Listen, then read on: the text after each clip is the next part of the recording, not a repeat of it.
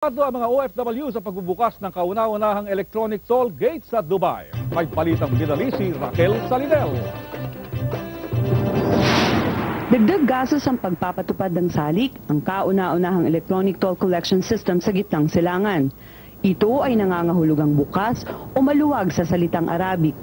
Una sa mga nagreklamo ay ang maraming Pilipino na apektado, hindi lamang ng lumalalang trapiko sa Dubai, kundi ang patuloy na pagtaas ng standard of living sa lungsod. Ang salik magbibigay pa ng burden sa amin it will cost more than expenses para sa mga tao.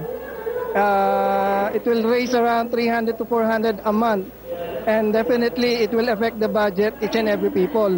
Dagdag parusa lang yan, dagdag expenses, although wala nga tax, pero doon pa lang sa mga ganyan dagdag na gastos na naman para sa amin, imbis na ipadala sa Pilipinas, definitely, shoulder na naman yan, panibagong butas sa bulsa.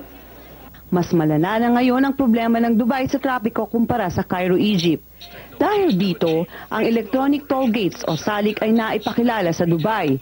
Layunin ng salik na mapagaang ang daloy ng trapiko sa Sheikh Zayed Road at Al Garhoud Bridge.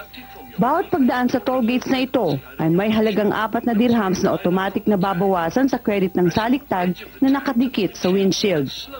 Marami ang pumila isang araw bago ipatupad ang salik. Ang iba naubusan pa nito.